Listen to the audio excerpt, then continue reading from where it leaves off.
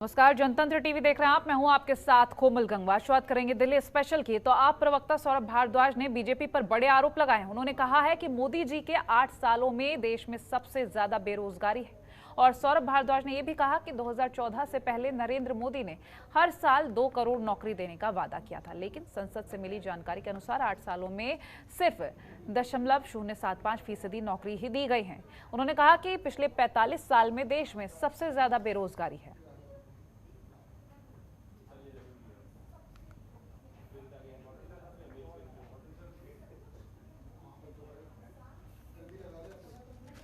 नरेंद्र मोदी जी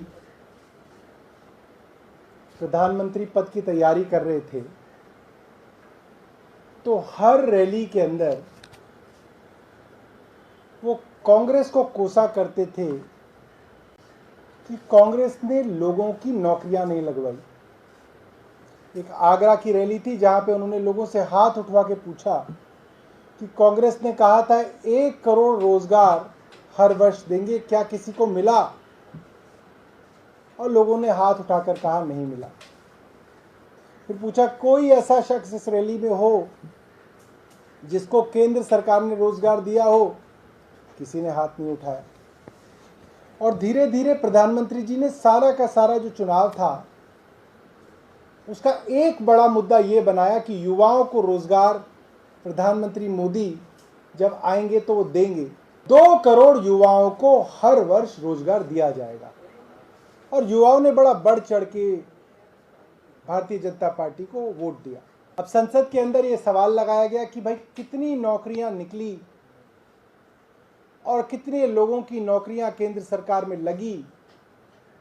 और उसके साथ एक दिलचस्प आंकड़ा ये भी पूछा गया कि कितने युवाओं ने नौकरी के लिए अप्लाई किया।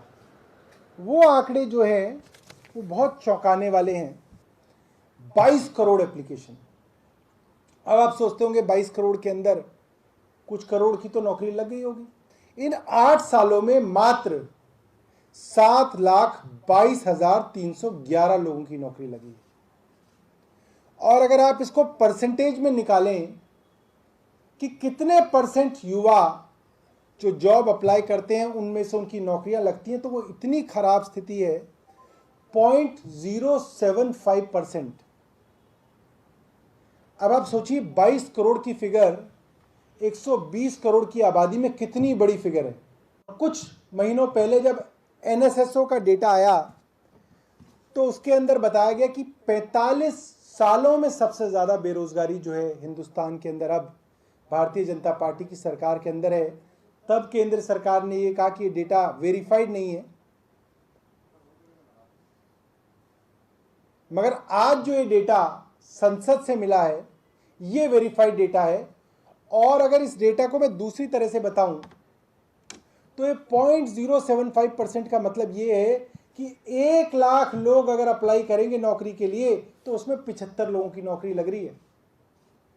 99,925 लोग 99,925 लोग जो है बिना नौकरी के वापस घर बैठ रहे हैं। सिर्फ 75 लोगों की नौकरी लग रही है। 1 लाख लोग जो अप्लाई करते हैं। खबरों के निष्पक्ष विश्लेषण के लिए सब्सक्राइब करें Janatantra TV and press the bell icon. Never miss any update.